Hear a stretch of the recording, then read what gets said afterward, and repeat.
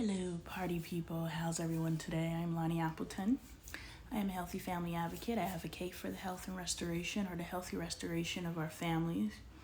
We start with ourselves and checking ourselves and healing ourselves. I'm happy that we are finally entering into a space through popular media where Black women are finally in a space where they can check themselves, because to continue to move through life and not checking yourself, you ultimately are wrecking yourself. And as you wreck yourself, you wreck your family. And then you're sitting here and you're like, when we know, it always roots back to pride.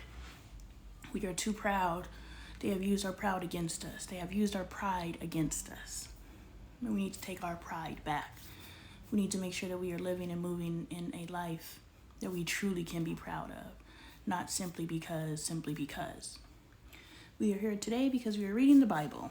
We are reading the Bible, the New International Version, based on what's between this cover and this cover. No prior knowledge, no reference points, nothing. We're just reading to understand so that we can apply present day to our lives and create meaning. I'm not here to argue the validity. I'm not here to, justify why I'm reading it. I'm reading the Bible because God told me to. Honestly, that's why. The last 3 days of 2023, I was fasting and praying. And the first day when I went to go journal after fasting and praying, God said, I want you to go live daily, Monday through Saturday on TikTok. 12 p.m. Mountain Standard Time is 12:05 presently. So 5 minutes ago, go live daily and read the Bible. So that's what I do. We have commentary. We get to know, hey, Tax Pearl. We get to know each other. We get to build our network and our community based on a common interest. And it gives us all an opportunity to, study the Bible in a way that isn't boring. At least I don't think I'm boring. So that's what we're doing. Today we're reading Numbers 19, the water of cleansing. The Lord said to Moses and Aaron, this is a requirement of the law that the Lord has commanded. Tell the Israelites to bring you a red heifer without defect and blemish, and that has never been under a yoke. Give it to Eleazar the priest. It is to be taken outside the camp and slaughtered in his presence. Then Eleazar the priest is to take some of its blood on his finger and sprinkle it 7 times towards the front of the tent of meeting. There's got to be a lot of blood on the front of the tent of meeting. While he watches, the heifer is to be burned. Its hide, flesh, blood, and intestines. The priest is to take some cedar wood, hyssop, and scarlet wool and throw them onto the burning heifer. After that, the priest must wash his clothes and bathe himself with water. He may then come into the camp, but he will be ceremonially unclean till evening. The men who burned it must also wash his clothes and bathe with water, and he too will be unclean till evening. A man who is clean shall gather up the ashes of the heifer and put them in a ceremonially clean place outside of camp. They are to be kept by the Israelite community to use in the water of cleansing. It is for purification from sin. The man who gathers up the ashes of the heifer must also wash his clothes, and he too will be unclean till evening. This will be a lasting ordinance both for the Israelites and for the foreigners residing among them. Whoever touches a human corpse will be unclean for 7 days. They must purify themselves with the water in the 3rd day and on the 7th day, when they will be clean. But if they do not purify themselves in the 3rd and 7th days, they will not be clean. If they fail to purify themselves after touching a human corpse, they defile the Lord's tabernacle. They must be cut off from Israel. Because the water of cleansing has not been sprinkled on them, they are unclean. Their uncleanliness remains on them. This is the law that applies when a person dies in a tent. Anyone who enters a tent and anyone who is in it will be unclean for 7 days, and every open container without a lid fastened on it will be unclean. Anyone out in the open who touches someone who has been slain with a sword, or someone who has died or of a natural death, or anyone who touches a human bone or a grave will be unclean for 7 days. For the unclean person, put some ashes from the burned purification offering into a jar and pour fresh water over them. Then a man who is ceremonially clean is to take some hyssop, dip it in the water, and sprinkle the tent and all the furnishings and the people who were there.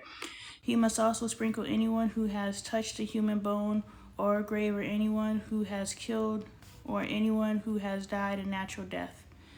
The man who is clean is to sprinkle those who are unclean on the third and seventh day, and on the seventh day he is to purify them. Those who are being cleansed must wash their clothes and bathe with water, and that evening they will be clean. But if those who are unclean do not purify themselves, they must be cut off from their community, because they have defiled the sanctuary of the Lord. The water of cleansing has not been sprinkled on them, and they are unclean. This is a lasting ordinance for them. The man who sprinkles the water of cleansing must also wash his clothes, and anyone who touches the water of cleansing will be unclean till evening. Anything that an unclean person touches becomes unclean, and anyone who touches it becomes unclean till evening. Chapter 20, Water from the Rock. Hello, Regina. Hey, hey, hey. In the first month of the whole Israelite community arrived. In the first month, the whole Israelite community arrived at the desert of Zin, and they stayed at Kadesh. There Miriam died and was buried. Now there was no water for the community, and the people gathered in opposition to Moses and Aaron. They ain't learned their lesson, y'all. They quarreled with Moses and said, "If only we had died when our brothers fell dead before the Lord. Why did you bring the Lord's community into this wilderness, that we and our livestock should die here? Why did you bring us up out of Egypt to this terrible place? It has no grain or figs, grapevines or pomegranates, and there is no water to drink." It's crazy that they can't see that they're their own causality.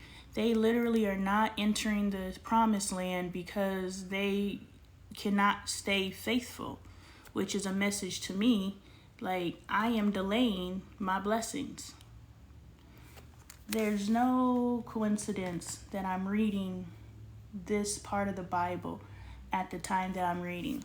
Yes, I've been reading the Bible since January 1st, every day on live, 12 p.m. Mountain Standard Time, that I'm able to. I have prior obligations as well, but the days that I miss because I have other things to do, I take Sundays off. It's just crazy how whatever I happen to be reading in the Bible really is paralleling my life. So the things that I'm going through and the questions that I'm asking and the struggles that I'm having, I'm reading this and I'm like, well, Israelites, you guys know that you could have entered into the promised land. Like, y'all could have went from Egypt to the desert to the promised land, like, immediately, had y'all remained in faith. It's so funny, Faith just joined. Had you remained in faith, but because you failed to remain in faith, you're prolonging your entrance. So if you are believing God for anything, make sure you are not doing something that's prolonging the manifestation of that which you are believing God for. And thank you for the love, guys. Moses and Aaron went from the assembly to the entrance to the tent of meeting. These verses, these chapters just pretty much telling me, you better hold your peace, sis. You better stop complaining. I'm listening. And fell face down, and the glory of the Lord appeared to them.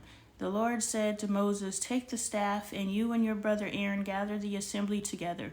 Speak to that rock before their eyes, and it will pour out its water. You will bring water out of the rock for the community, so they and their livestock can drink." So Moses took the staff from the Lord's presence, just as he commanded him. He and Aaron gathered the assembly together in front of the rock, and Moses said to them, "Listen, you rebels. Must we bring you water out of this rock?" Then Moses raised his arm and struck the rock twice with his staff. Water gushed out, and the community and their livestock drank. Did any of them say thank you? Gratitude? But the Lord said to Moses and Aaron, "Because you did not trust in me enough to honor me as holy in the sight of the Israelites, you will not bring this community into the land I give you." Once again, they just delayed themselves. These were the waters of Meribah, where the Israelites quarreled with the Lord, and where he was proved holy among them. Edom denies Israel passage. Moses sent messengers from Kadesh to the king of Edom, saying, "This is what your brother Israel says. You know about all the hardships that have come on us. Our ancestors went down into Egypt, and we lived there many years. The Egyptians mistreated us and our ancestors, but when we cried out to the Lord, he heard our cry and sent an angel and brought us out of Egypt. Now we are here in Kadesh, a town on the edge of your territory. Please let us pass through your country. We will not go through any field or vineyard or drink water from any well. We will travel along the king's highway and not turn to the right or to the left until we have passed through your territory." But Edom answered, "You may not pass through here. If you try, we will march out and attack you with the sword." And the Israelites replied, "We will go along the main road, and if we or our livestock drink any of your water, we will pay for it. We only want to pass through on foot, nothing else." Again they answered, "You may not pass through." Then Edom came out against them with a large and powerful army. Since Edom refused to let them go through their territory, Israel turned away from them.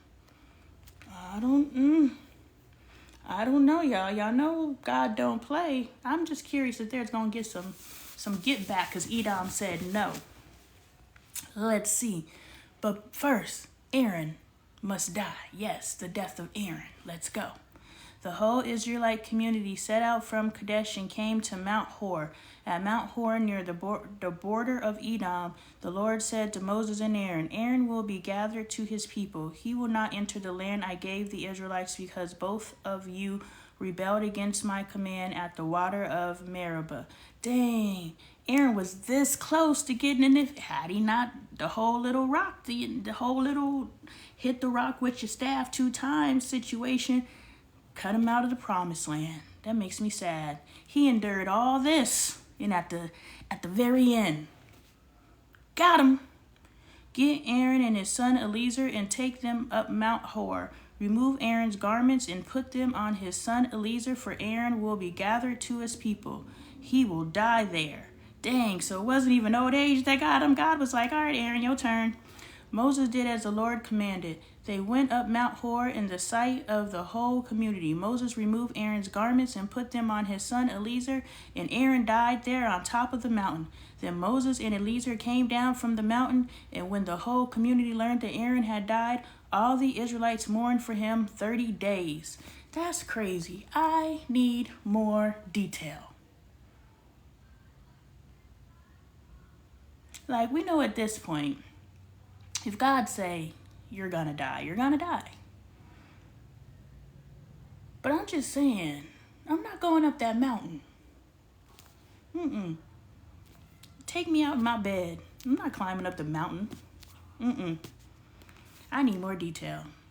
Arad destroyed. Chapter 21. When the Canaanite king of Arad, who lived in the Negev, heard that Israel was coming along the road of Atharim, he attacked the Israelites and captured some of them. Then Israel made their vow to the Lord, "If you will destroy these people into our hands, if you will deliver these people into our hands, we will totally destroy their cities." The Lord listened to Israel's plea and gave the Canaanites over to them. They completely destroyed them in their towns, so the place was named Hormah. The bronze snake. They traveled from Mount Hor along the route to the Red Sea. They've been around this Red Sea a lot. To go around Edom, because they couldn't go through Edom, so they had to go around Edom. But the people grew impatient on the way. They spoke against God and against Moses. Here they go again. You know what? There's got to be, thank you for the love, y'all. There's got to be a map somewhere that shows where they were traveling, because the way this is reading in my spirit of not knowing what the heck I'm reading, because I can't read half of these words, I think they're walking in circles. I think so. But anyway, they done rose up against God again, y'all. "Why have you brought us up out of Egypt to die in the wilderness? There is no bread, there is no water. and we detest this miserable food. So they tired of the manna, y'all. Hey, true. Then the Lord sent venomous snakes among them. They bit the people, and many Israelites died. The people came to Moses and said, "We sinned when we spoke against the Lord and against you.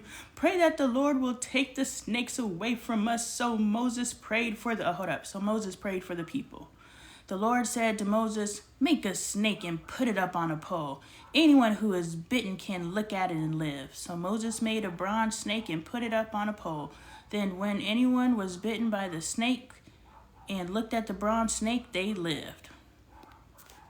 The journey to Moab. This is craziness. Or maybe the long journey is part of the test. It's definitely a part of the test. Oh, it's a part of the test. Yes. There's so many learning opportunities in the journey. And if you're not learning, you're in the journey, right?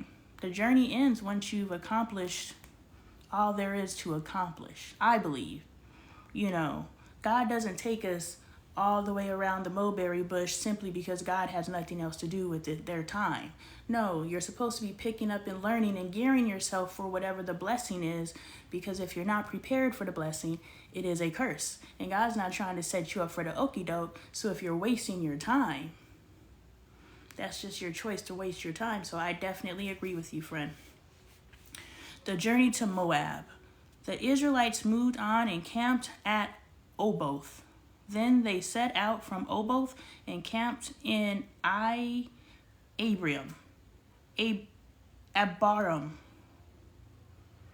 in the wilderness that faces Moab towards the sunrise. From there they moved on and camped in the Zerd Valley.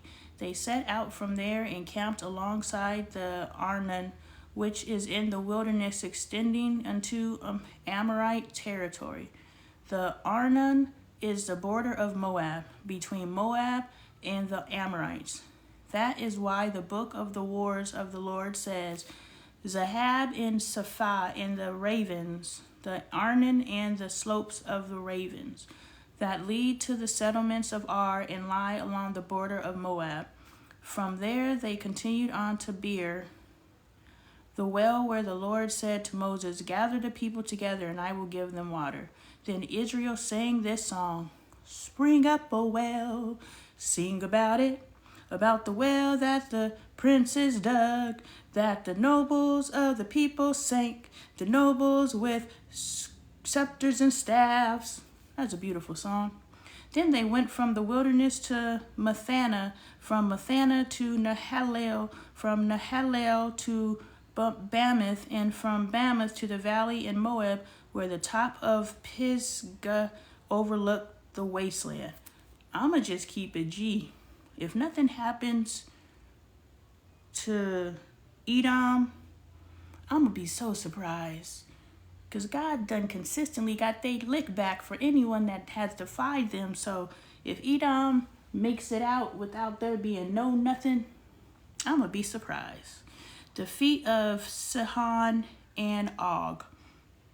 Israel sent messengers to say to Sihon, king of the Amorites, "Let us pass through your country. We will not turn aside into any fields or vineyards or drink water from any well. We will travel along the king's highway until we have passed through your territory."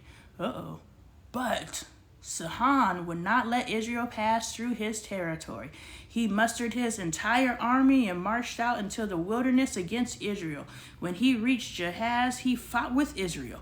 Israel, however, put him to the sword and took over his land from the Arnon to the Jabbok, but only as far as the Ammonites, because their border was fortified. Israel captured all the cities of the Amorites and occupied them, including Heshbon and all its surrounding settlements. Heshbon as the city of Sihon, king of the Amorites, who had fought against the former king of Moab and had taken from him all his land as far as the Arnon. That is why the poets say,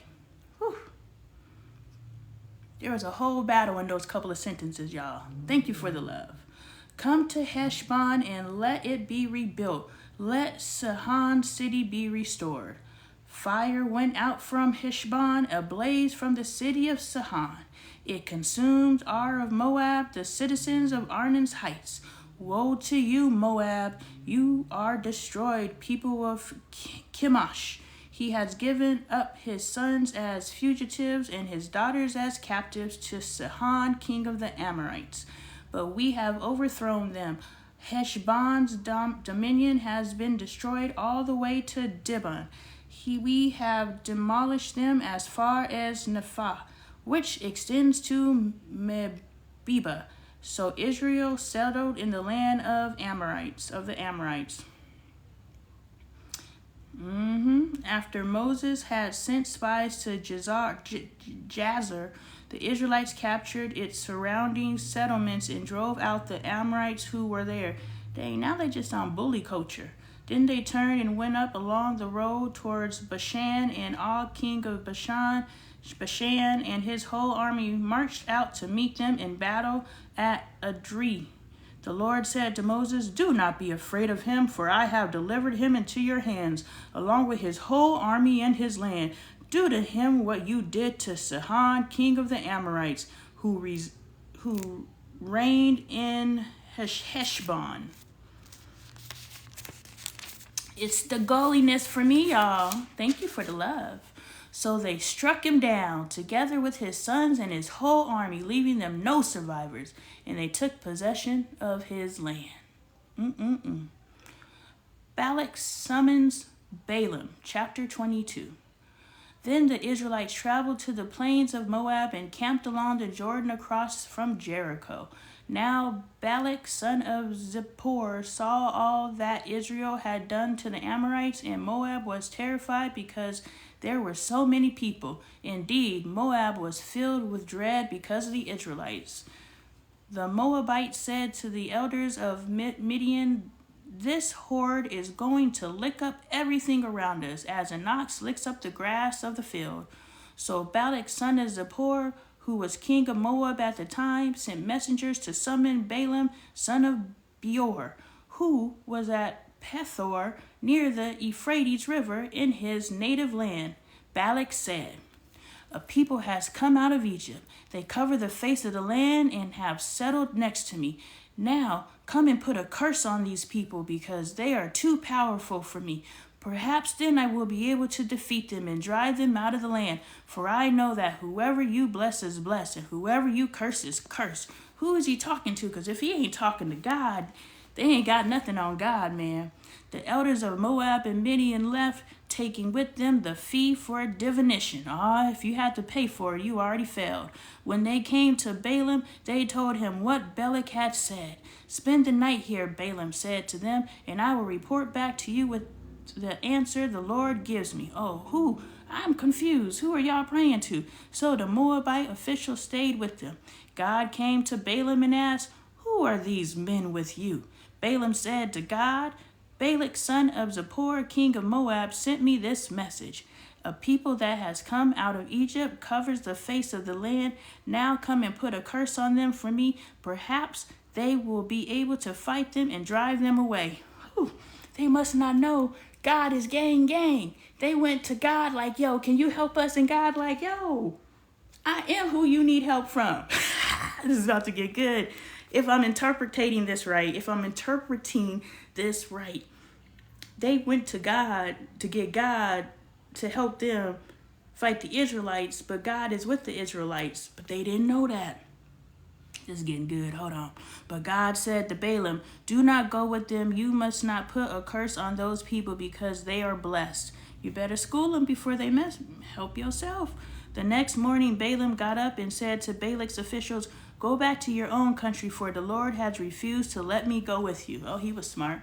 So the Moabite officials returned to Balak and said, "Balaam refuses to come with us." Then Balak sent other officials, more numerous and more distinguished than the first. They came to Balaam and said, "This is what Balak, son of Zippor, said. Do not let anyone keep you from coming to me, because I will reward you handsomely and do whatever you say. Come and put a curse on these people for me." But Balaam answered them, "Even if Balak gave me all the silver and gold in his palace, I could not do anything great or small, to go beyond the command of the Lord my God. You better pop your stuff. Now spend the night here so that I can find out what else the Lord will tell me. That night God came to Balaam and said, since these men have come to summon you, go with them, but do only what I tell you. Oh, the lick is about to get. They don't know his power. Friend, oh, I don't know why I'm so excited. See, it's the when God just be like, you're gone.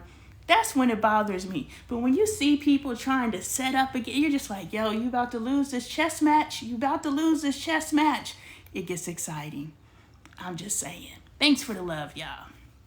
Make sure you're talking amongst yourselves and getting to know each other. We're a great community. Balaam's donkey. Oh, here we go. Balaam's, I'm sorry, I'm reading these little titles. I'm getting excited. Hold on. Oh. All right, here we go. Balaam's first message. Balaam said, build me 7 altars here and prepare 7. Oh no, we went to Balaam's donkey. I skipped. Balaam got up in the morning, saddled his donkey, and went with the Moabite officials. But God was very angry when he went, and the angel of the Lord stood in the road to oppose him. Hold on, let me go back. Is it Balaam? Since this man, okay, he told Balaam to go, but then he got mad at Balaam for going. I'm so confused. But God was very angry when he went, and the angel of the Lord stood in the road to oppose him. Balaam was riding on his donkey, and his 2 servants were with him. When the donkey saw the angel of the Lord standing in the road with a drawn sword in his hand, it turned off the road into the field. Smart donkey. Balaam beat it to get it back on the road. Man, you better leave that donkey out of this. He said, get somebody else to do it. Then the angel of the Lord stood in the narrow path through the vineyards with the walls on both sides. When the donkey saw the angel of the Lord, it pressed close to the wall, crushing Balaam's foot against it. So he beat the donkey again. Leave the donkey out of it. He's the one who's like, y'all, I'm trying to go back. You don't see that angel? Shoot, it's the only smart one in the equation right now. Then the angel of the Lord moved on ahead and stood in a narrow place where there was no room to turn, either to the right or to the left. When the donkey saw the angel of the Lord, it lay down under Balaam, and he was angry and beat it with his staff. Then the Lord opened the donkey's mouth, and it said to Balaam, what have I done to you to make you beat me these 3 times? Balaam answered the donkey, you have made a fool of me. If only I had a sword in my hand, I would kill you right now. Ooh. The donkey said to Balaam, am I not your own donkey, which you have always ridden to this day? Have I been in the habit of doing this to you? Why you want to respond to me the way you responded to me? You know my entire history, is what the donkey's saying. You know me. And obviously, if I'm doing something, there's something wrong. I see something you don't, clearly. So you gonna play me just because I'm moving a bit different today? Or are you gonna tap into my intuition and knowing because I'm moving different today, something energetically is different? That's what the donkey said, but the donkey didn't say it. Donkey of the day. He said, have I been in the habit of doing this to you? No, he said. Then the Lord opened Balaam's eyes. The donkey seen the angel. Balaam didn't see the angel. The donkey was trying to tell him. Then the Lord opened Balaam's eyes, and he saw the angel of the Lord standing in the road with his sword drawn. So he bowed low and fell face down. The angel of the Lord said to him, why have you beaten your donkey these 3 times? First of all, when the donkey started talking to me, I would have known something was up. Like, when did you start talking? You know, man is always thinking they know everything. Ugh. That part, myself included. I'm learning to humble myself, friend. I am.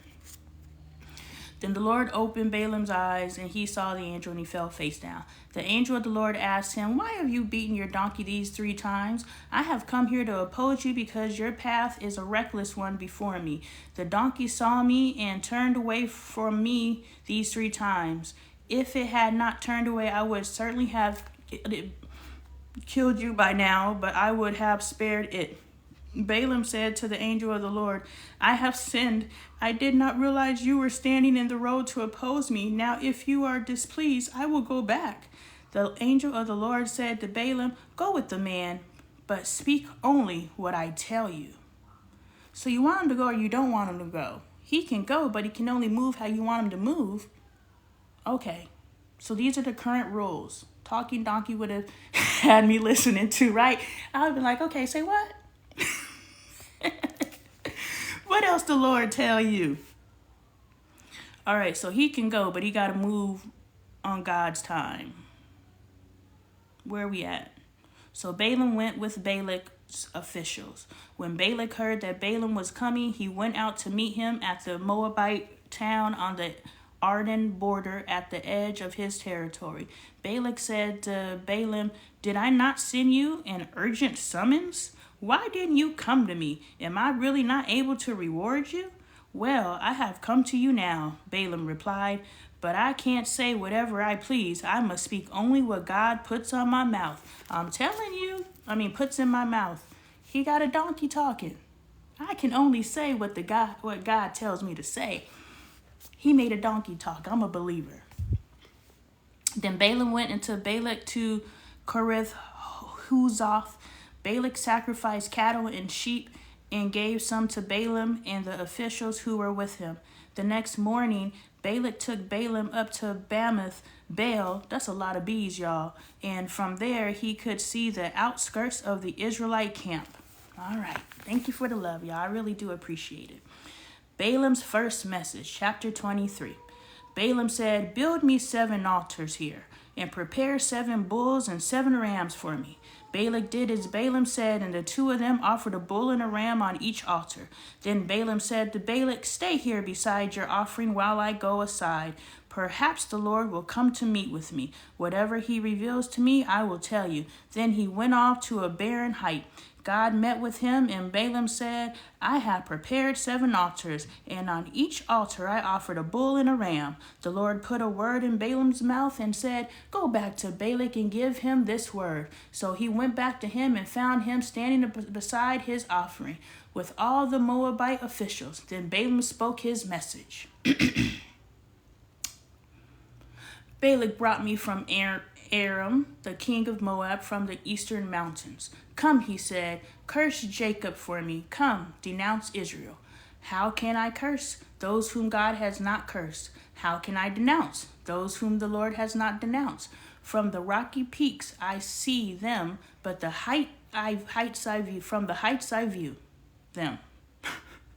I'm trying to read this melodically, but I'm butchering it. "From the rocky peaks I see them, from the heights I view them. I see people who live apart and do not consider themselves one of the nations. Who can count the dust of Jacob or number even 1/4 of Israel? Let me die the death of the righteous, and may my final end be like theirs."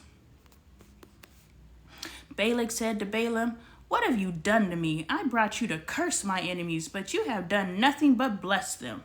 He answered, "Must I not speak what the Lord put on my mouth?" He was like, get somebody else to do it. I already know how God get down. I am only saying what I was told to say. Balaam's second message. Then Balak said to him, "Come with me to another place where you can see them.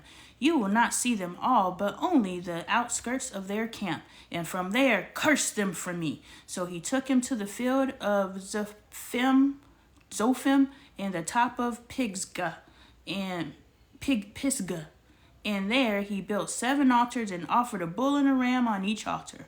Balaam said to Balak, "Stay here beside your offering while I meet with him over there."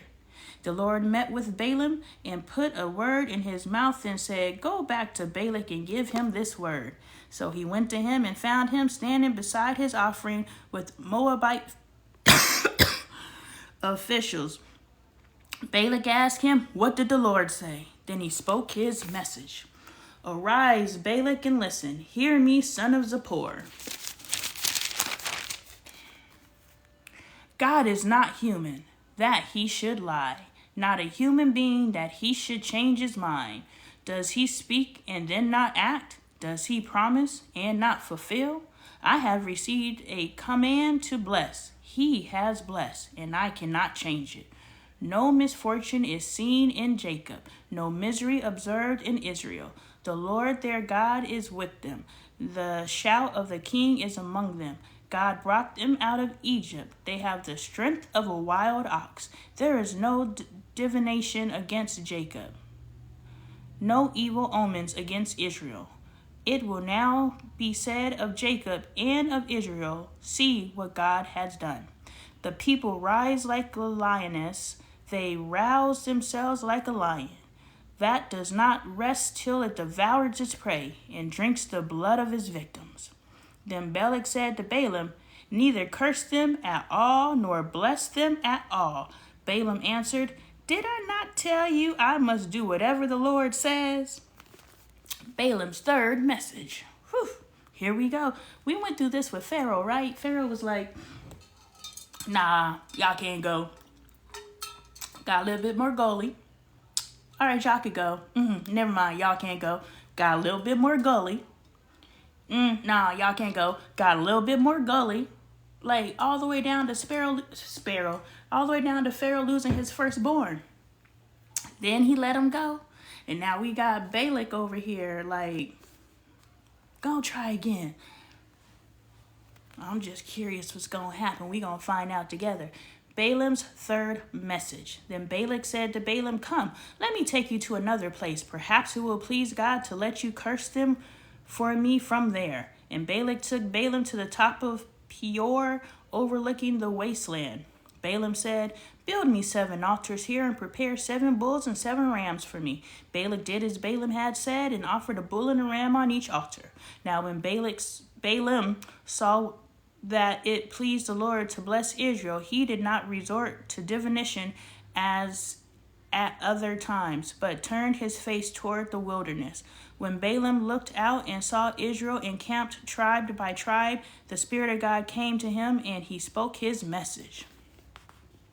The prophecy of Balaam, son of Beor, the prophecy of one whose eye sees clearly, the prophecy of one who hears the word of God, who sees a vision from the Almighty, who falls prostrate and whose eyes are opened. How beautiful are your tents, Jacob, your dwelling places, Israel. Like valleys they spread out, like gardens beside a river, like aloes planted by the Lord, like cedars beside the waters. Water will flow from their buckets. Their seeds will have abundant water. Their king will be greater than Agate. Their kingdom will be exalted. God brought them out of Egypt. They have the strength of a wild ox. They devour hostile nations and break their bones in pieces. With their arrows they pierce them. Like a lion they crouch and lie down, like a lioness who dare to rouse them. May those who bless you be blessed, and those who curse you be cursed. Then Balak's anger burned against Balaam. He struck his hands together and said to him, I summoned you to curse my enemies, but you have blessed them these 3 times. Now leave at once and go home. I said I would reward you handsomely, but the Lord has kept you from being rewarded. Balaam answered Balak, did I not tell the messengers you sent me? Even if Balak gave me all the silver and gold in his palace, I could not do anything of my own accord, good or bad, to go beyond the command of the Lord. And I must say only what the Lord says. Now I am going back to my people. But come, let me warn you of what this people will do to your people in days to come. Balaam's 4th message. Oh, it's going down. Then he spoke his message. The prophecy of Balaam, son of Beor, the prophecy of the one whose eyes sees clarity, the prophecy of one who hears the word of God, who has knowledge from the Most High, who sees a vision from the Almighty, who falls prostrate and whose eyes are open. I see him, but not now. I behold him, but not near. I stare. A star will come out of Jacob. A scepter will rise out of Egypt. Israel. I don't know why I said Egypt. Thank you for the love. He will crush the foreheads of Moab, the skulls of all the people of Seth. Edom will be conquered. I knew he was going to pull up on Edom. I knew he wasn't just going to let that ride. Didn't I tell y'all? I know I'm excited about somebody being conquered, but I just knew God wasn't going to let that ride. Edom will be conquered. Seir, his enemies, will be conquered, but Israel will grow stronger. a ruler will come out of Jacob and destroy the survivors of the city. Yes, yes. I knew he wasn't going to let that ride, friend. Balaam. Hold on. Oh, no. Oh, no. I done turned off my light. We need that light control. Yes, we do. Yes, we do. All right, here we go, y'all. Balaam's fifth message. Now he getting messages back to back to back. Look, this is Balaam's fifth message, sixth message, and seventh message. Like, boom, boom, boom. You ain't getting the message yet? God was like, I'm going to be a little wordy. God was like, I'm gonna let you know what's going on, but if you keep asking me questions, at some point I'm just like, I said what I said. I said what I said. I said what I said. So let's listen before God gets to I said what I said energy. But let's see what God said. Balaam's fifth message. Then Balaam saw Amalek and spoke his message. Amalek was first among the nations, but therein will be utter destruction. Balaam's sixth message. Then he saw the Kenites, and spoke his message. Your dwelling place is secure, your nest is set in a rock. Yet you Kenites will be destroyed when Usher takes you captive. Balaam's seventh message. Then he spoke his message. Alas, who can live when God does this? Ships will come from the shores of Cyprus. They will subdue Asher and Eber, but they too will come to ruin. Then Balaam got up and returned home, and Balak went on his way, his own way. Balaam delivered his messages and went home. Moab seduces Israel, chapter 25. While Israel was staying in Shittim, the men began to indulge in sexual immorality with Moabite women, who invited them to the sacrifices to their gods. Oh yeah, Bailey said something really good about false idols yesterday. It's bigger than the little trinkets. I'm not saying your gods and goddesses, your orishas or anything like that is a trinket. I'm sorry I used that language. Cancel that out. But it's bigger than what we think is what it is. Like, we idolize, never mind, I'm not going to get into it, but just because they were making sacrifices to their gods, it made me remember something that I wanted to download. Anyway, so Israel yoked themselves to the Baal of Peor, and the Lord's anger burned against them. The Lord said to Moses, take all the leaders of these people, of them, and expose them in broad daylight before the Lord, so that the Lord's fierce anger may turn away from Israel. Have y'all seen New Jack City, where Keisha, I want to say it was Keisha, killed that man, and Nino said something like something in broad daylight, like rockabye, baby. So Moses said to Israel's judges, each of you must put to death those of your people who have yoked themselves to the Baal of Peor. Then an Israelite man brought into the camp a Midianite woman right before the eyes of Moses and the whole assembly of Israel while they were weeping at the entrance to the tent of meeting. When Phinehas, son of Eleazar, the son of Aaron, the priest, saw this, he left the assembly, took a spear in his hand, and followed the Israelite into the tent. He drove the spear into both of them, right through the Israelite man and into the woman's stomach. Then the plague against the Israelites was stopped. But those who died in the plague numbered 24,000. Oh, that's one of my favorite movies, friend. The Lord said to Moses, Phinehas,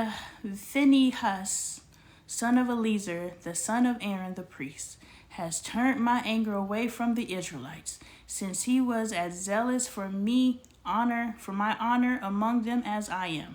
I did not put an end to them in my zeal. Therefore tell him, I am making my covenant of peace with him. He and his descendants will have a covenant of a lasting priesthood, because he was zealous for the honor of his God and made atonement for the Israelites.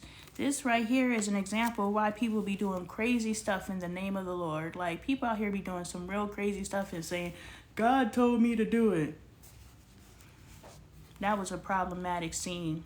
The name of the Israelite who was killed with the Midianite woman was Zimri, son of Salu, the leader of a Semonite family. And the name of the Midianite woman who was put to death was Cosbi, daughter of Zer, a tribal chief of a Midianite family. The Lord said to Moses, treat the Midianites as enemies and kill them. Dang. They treated you as enemies when they deceived you in the pure incident involving their sister Cosbi, the daughter of a Midianite leader, the woman who was killed when the plague came as a result of that incident. I feel like there's a few pieces missing here. The second census, chapter 26. Let's see. Oh, Lord. I don't want to read this. But I said I wasn't skipping pages, y'all. Hey, Reed, you done showed up for the census. You showed up at the wrong time, friend, because now we about to read some begats. After the plague, the Lord said to Moses and Eleazar, son of Aaron the priest, take a census of the whole Israelite community by families, all those 20 years or old or more who are able to serve in the army of Israel. So on the plain of Moab by the Jordan across from Jericho, Moses and Eleazar the priest spoke with them and said, take a census of the men 20 years old or more, as the Lord commanded Moses. I'm telling you, here we go. We about to get some names that I can't pronounce.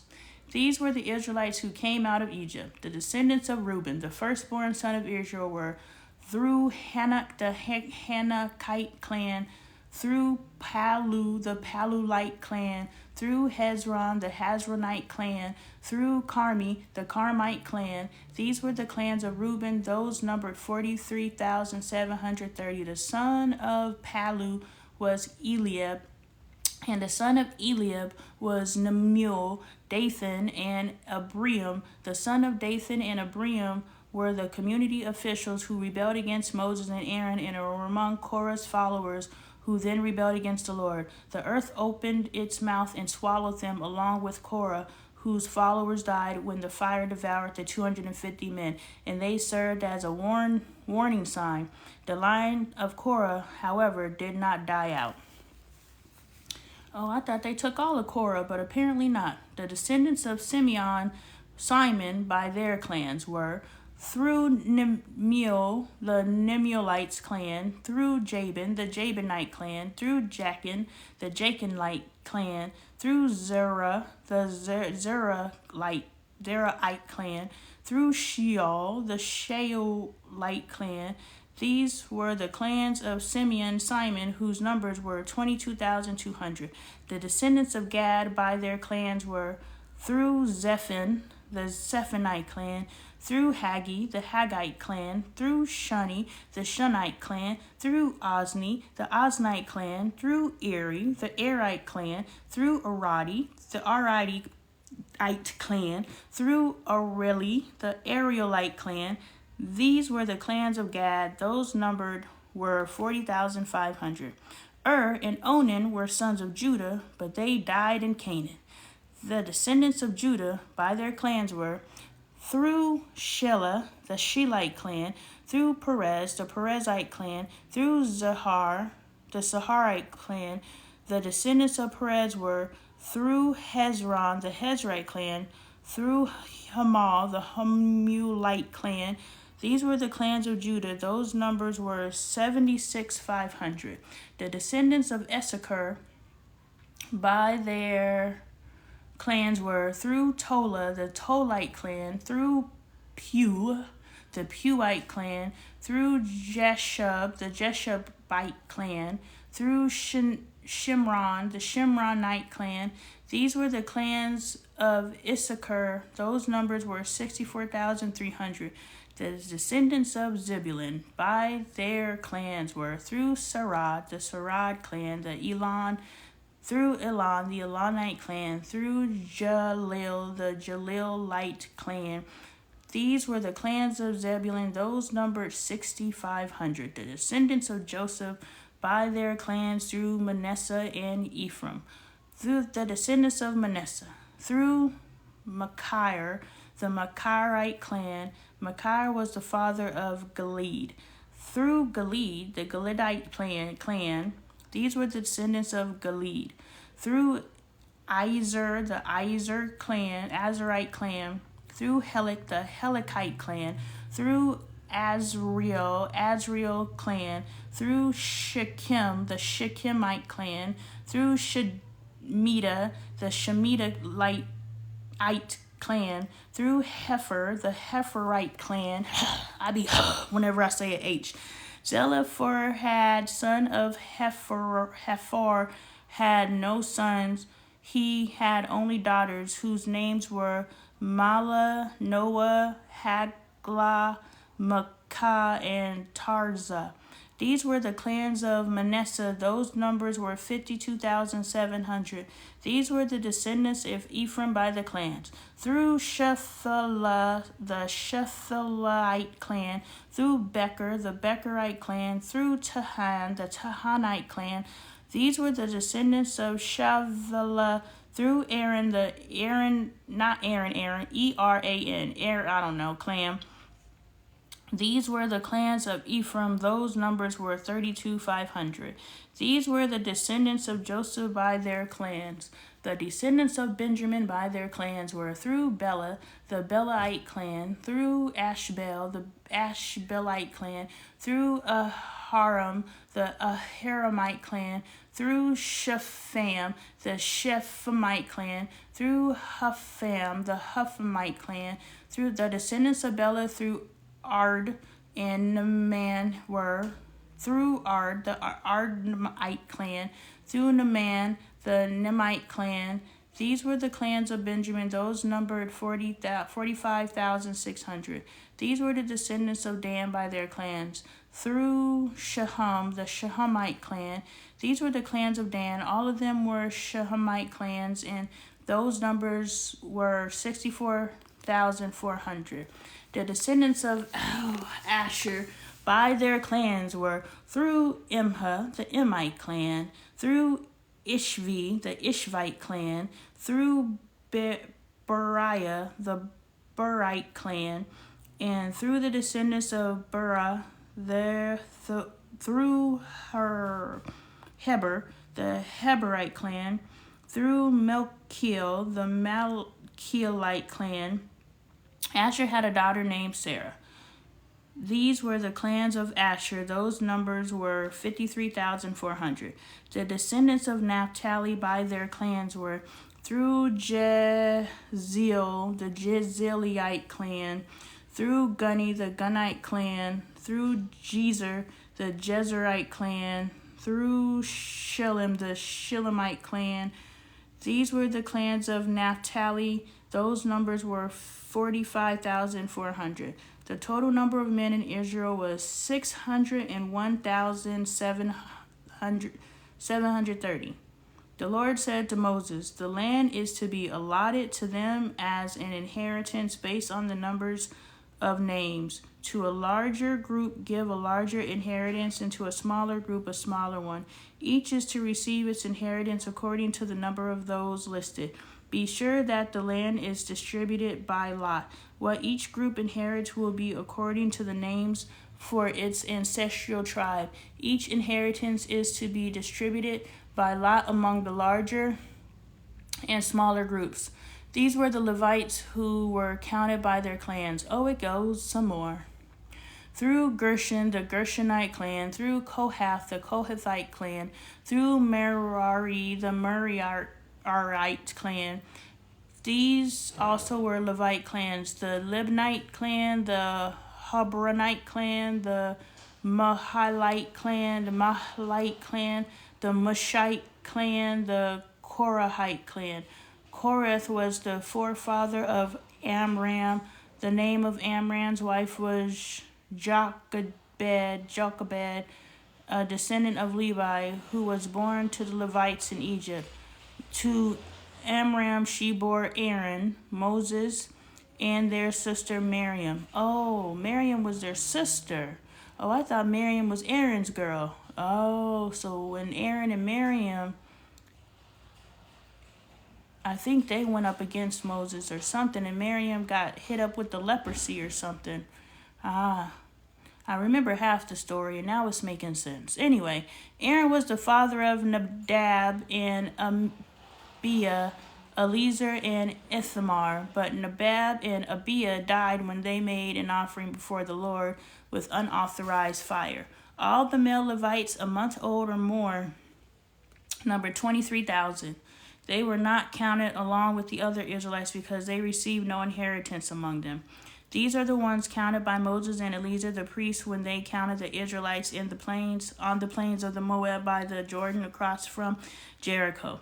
Not one of them was among those counted by Moses and Aaron the priests when they counted the Israelites in the desert of Sinai. For the Lord had told those Israelites they would surely die in the wilderness, and not one of them was left except Caleb son of Jephunneh and Joshua son of Nun. These people have been weeded out at least twice. I haven't kept track because it's hard for me to keep track because I don't know what the heck is going on. Like, time is just leaping and bounding, and I don't know what the distance between stuff. But apparently, every time they grumble against Moses, it's not the same group of Israelites. People dying and the next generation coming up. Like, these are generations that are caught in the wilderness because they can't seem to get their mind right. So you have to understand, we're going to stop on chapter 27, but we have to understand that if we are not willing to check ourselves and correct ourselves, we will continue to be the next generation that is trapped out in the wilderness, and we are too prideful to even admit it because it's freaking comfortable.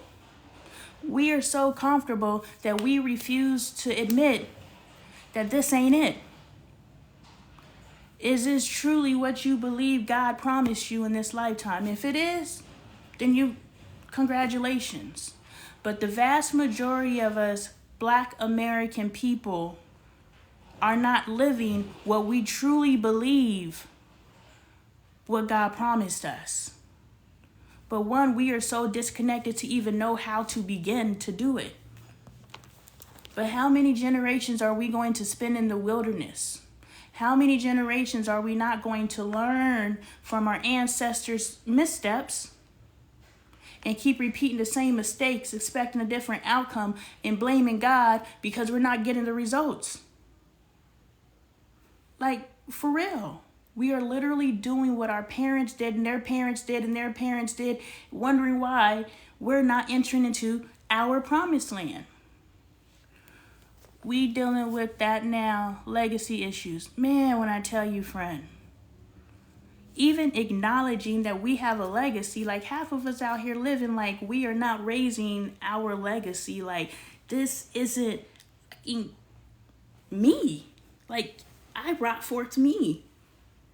From the male and the female side, from the mother and the father. This is you.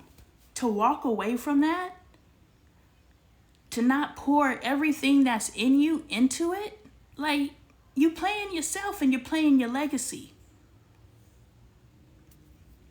We have to break the generational curse and seek out God's blessings. Amen. I'm ready to come in from the wilderness. I'm tired of walking in circles. I'm tired of like, ain't that the Red Sea? I don't want to see the Red Sea again. I'm done. I'm learning all the lessons, and I'm going to end this live with this message. Y'all remember, maybe you don't, but through this whole season, I've been asking God, what is it that I need to learn in order to open up these channels? I'm sick of eating manna too. I don't want no quail, but I'm sick of manna too. How can I get to the land of flowing with milk and honey? And through this, God has given me multiple messages. And each thing God tells me, one of the things was read the Bible every day on live. I wasn't going to get on here, but I was just like, be a woman of your word, get on live. And I managed to keep myself mentally busy because I was going to go to take me a nap. I had to take Bailey to her first ladies appointment. You know, she went to her first well woman's exam today. So she got her little ladies appointment. So, you know, I had to take her to that. And I was like, shoot, I'm going back to sleep. But I stayed up and I did it. So I'm proud of myself. But, you know, God has given me some directives, and the one thing that God told me, I was like, okay, God, thank you for showing up, and thank you for appreciating that I showed up, and thank you for the love. Okay, so I've been like, okay, God, what do you need me to do? 4 times in less than a 24-hour period, God told me to tithe. Those of you who were in Bible study, the last Bible study, I literally crossed underneath it. I was like, oh, that's where the 10% came from. I actually put a line underneath it. So those of you who were in Bible study with me, you were there when I read the verse that talked about bring 10% of your tithe in. That was the first note, boop, boop, boop. Before that, I'm having a conversation with someone and they're like, okay, you know, payment for something. And I was just like, well, I can give you 10% of whatever my income is, and that's the only commitment I can make right now, my tithe. And so that was the first time that I said it. The second time was when the Bible said the tithe, bring your tithe to, we talked about in our last Bible study how we tithe. So in the Bible study, oh, you did? I saw that, Reed. Thank you for your tithe. I appreciate it. I love it. You know, and God loves it as well. I don't know, because I was just watching this thing on Juanita Bynum. And Juanita Bynum, right or wrong, she would be in there talking about, God told me there's 10 people in here that's going to give me $1,000. How do I know? Because you got it. You got it on your credit card. So whether you know you came here to give it or not, you giving it to me because God told me there's someone here with $1,000 to give me. I was just like, oh. That's what God said, Juanita. Oh. You know, so I just had to laugh at myself when I said thank you for your tithe, because that's not the energy that's over here. But I definitely am 100% in agreement and alignment. Feed into those who feed into you. That makes sense, right? You want to keep eating, you might as well feed into what feeds into you. So anyway, the second time was when we were reading and we actually started talking about our tithes during Bible study. After that, I'm talking to Bailey, and Bailey's like, well, why don't you just, she's been reading this little book, y'all. This is what happens when you make your kids too dang aware. I'm not going to say smart, but when I tell you, I used to be able to box Bailey in, but now Bailey box, it's like when you teach your kid how to play chess, like the literal game chess, and they start beating you. I have taught my daughter how to play verbal, spiritual, intellectual chess so well, she be catching me all the time, and I'm like, dang, I taught you too good. So I'm sitting there talking to her, and she's like, well, if you're going to do something, you need to do it with your whole heart, and da-da-da-da-da. And actually, I read it in my book. And she opens her book, which is based off of the book of Philippians. She got this book from my aunt's house. She just randomly picked it up, and now she's reading it. So she's sitting here hitting me up with scripture as to why I shouldn't be complaining. Either do it and do it wholly, or don't do it, because God ain't going to recognize that half in, half out energy. I was like, dang, you got me. You hit me over the head. But while I'm talking to her, she's like, why don't you just pay a tithe? I was like, did you hear me talk about tithing earlier? She's like, no. I was like, oh, you must have learned it from that book you're reading. Yeah, I might have another Christian on my hands. I don't know.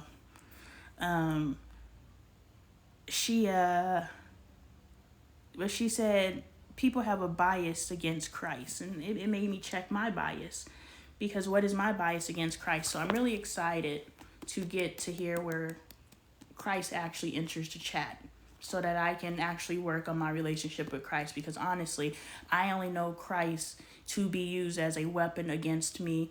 I only know Christ from what I have, dabbled in, or I know Christ from what has been told to me. So I have a bias against Christ because of my experience as a Christian. And so now that Bailey is utilizing Bible verses, to grow in her relationship with God, I was like, oh, you gonna be the next Christian in the household, huh? She's like, I don't understand what the problem is. I was like, oh, there's no problem. If as long as you have a solid foundation in your spiritual walk, whatever pathway you choose, I'm gang. So anyway, she's like, pay a tithe. So that's the third time in the same day that Spirit said pay a tithe. The fourth time was when we went to the Apple store because my phone is broken. And I'm talking to the guy, and he's doing his diagnosis on my phone. And I'm like, so what are your aspirations? What you doing with your life? He's like, what are my aspirations? Well, I started day trading and, learning the systems and da-da-da-da-da-da. And he was like, well, I'm a Christian. And he's like, so when I started paying my tithes again, things just opened up for me. I was like, so at 4 times in one day, Spirit told me, tithe, tithe, tithe, tithe. So while I'm sitting here and I'm like, okay, God, what do I need to do? And God's like, tithe, tithe, tithe, tithe. I'd be a fool not to tithe, right? And the gotcha of all of that is this whole, and you've been here, Ree, you've been here, Regina, you've been here, y'all. Y'all been here to know that this tithing message started the moment I got an income. Hey, cutie pie, the moment I got an income, this book started talking about first fruits and tithing. Like the moment I got an income. So I'm just saying, y'all, mind blown. God sends messages. Pay attention. You think these angel numbers are trippy?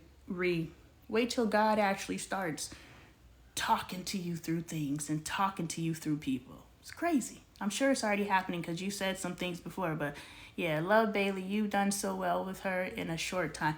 You've seen the growth. You've seen us do the work. So those of you who are unfamiliar with me, let me get you familiar with me. I'm Lonnie Appleton. I'm a healthy family advocate. I advocate for the health and restoration, or the healthy restoration of our families by restructuring, reprogramming, reparenting. We truly are, this is a supercomputer, which means when they tell you everything that you're going to know foundationally is installed into your subconscious by the ages of 6 to 8, depending on what study. Now, of course, that's not the language they use, but we're going to use the language necessary for us to wake up to the fact that we are programmed. We come into this earth pre-programmed, factory ready to go to accomplish what we came to this lifetime to do. Now, our parents and our guardians spend the next 6 to 8 years reprogramming us, and it's 2011, I caught it again, reprogramming us, so just knocking out what we came here to do, downloading their own agenda, and now we're stuck. And we don't know what, we got to spend the rest of our life trying to figure ourselves out. So, first of all, 111, go through the portal. So, first of all, those of us who, I have to get the picture with your 111 in it. Those of us who have children who are 0 to 8, 0 to 6, understand that you must come in off top on your own agenda, which is supporting your child's innate agenda. They already know what they came here to do. They just need you to teach them how to walk and talk and, feed them. Otherwise, they're going to tell you what they need. What we're doing here with this content is we are breaking loose of the programming, reprogramming ourselves, and downloading new software. They say we only use 5% of our brain. That means they programmed into believing that of all this big ass in our head, we can only access 5%, and the rest is just laying dormant. Yeah, I don't buy it. I'm accessing it, whether I know I am or not. I can't wait to get a brain scan, but I definitely know that I'm accessing some things that I've never accessed before. And I'm teaching others how to do it. So if you're not familiar with the content, get familiar with the content. There's no reason why we as human beings, but specifically Black women, need to sit here and struggle by ourselves. working to figure it out by ourselves. We are a community. We are a community of strong, knowledgeable, spiritual, connected individuals. And there's no reason why we should all be out here by ourselves when we can all come together and lean on each other as we do the work to heal ourselves and to heal our families. A lot of us are doing the spiritual side of things, but understand that the spiritual side of things is the first step, because once you reach the space of consciousness to understand that you can correct yourself, look, spirituality, God relationship, religion is something that is outside of you. It's easy to restructure, it's easier to restructure something that is outside of you. So perhaps that's why the spiritual evolution happens first, because I'm seeking something outside of myself in order for me to understand myself. But as you get into that clear space and understanding, it's easier to shift that and change that because it is outside of us. And once we get that, it reflects back to us. We're like, yo, I'm God. It's me. Hello. So you realize your own strength and your own power. And because you are able to do that, those of us who are able to truly take accountability, those of us who truly know God and know that balance, God don't move in imbalance. God is not gray. God is black or white.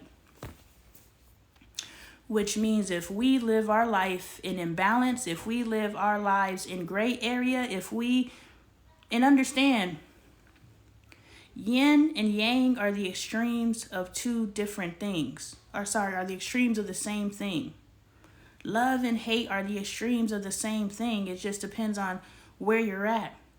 The gray area is the confusion, but you can entertain both sides because both sides is our duality. But what I'm saying is, as you get to know yourself and you get to know your God consciousness and you get to know the God in you, you start working to be balanced. So all of those pride points, the pride that they has tricked us into thinking, simply, I'm doing the best I can. You can't say nothing to me because I'm a black woman and I got it the worst out here in these streets. You have to understand that's the plan. That is the plan for us to be so defensive and prideful that we won't check ourselves and we will continue to live and raise the next generation in a gray area. But we see what the gray area looks like. Our community is a result of the gray area. So we have to stop being so prideful. So a lot of us are doing the work in the spiritual healing aspect. Beautiful. The next step is the physical world healing, which is what we do in this content. You can always support the community by donating to the Cash App, Lonnie Appleton. If you are someone who wants something in exchange for your financial gift, I am a 2-time published author. One is urban fiction, it's saucy, and one is my spiritual evolution. It's a guidebook. So how I broke myself free and woke the fuck up is What's the Best That Can Happen, available on Amazon, as well as my website, LonnieLifestyle.com. I have merch available. Check it out. I offer coaching sessions. I offer mentorship. I offer energy channels. I don't do psychic readings or anything like that, but I do tap into my intuition and I can deliver messages for you. All of that information is on my website, LonnieLifestyle.com. But thank you guys for showing up and joining me. Those of you who are unfamiliar with me,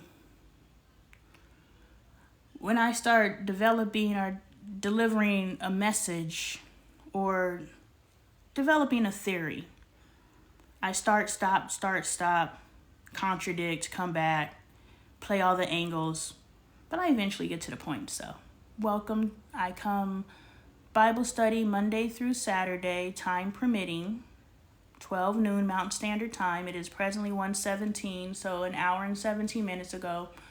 I come on and I read the Bible. If you're unable to catch the full episode or you want to catch previous episodes, Bible studies. You can always check them out on YouTube, Lonnie Appleton Live, LONEE APPLETONLIVE. So you can always catch replays over there as my phone storage allows. I download them and send them over there, as well as all my other lives. Thank you guys. What we like to do is you find any connection points within today's reading. Definitely journal from that perspective so that you can actively live your life in accordance to what you receive from the Bible reading today. I am available for Bible study tomorrow, so I will be back tomorrow and we will continue with numbers. We are on page 139. Y'all remember we were trying to get to 150. We're in chapter 27, and there is 36 chapters in Numbers. So within this week, we gonna finish us another chapter, y'all. That's a huge accomplishment, y'all. That's a huge accomplishment. So let's just start getting in the energy of celebration to know that, dang, we about to finish another chapter in the Bible. Like, who knew when we woke up January? I knew because I was told in December. But who knew when we woke up on January 1st, we would be sitting here in February reading the Bible? I didn't. Well, I did because I was told, but before I was told, I didn't even own a Bible. This just happened to enter my home. So, all right, guys, thank you so much, and I will see you tomorrow, 12 p.m. Mountain Standard Time, an hour and 19 minutes ago. Have a blessed one.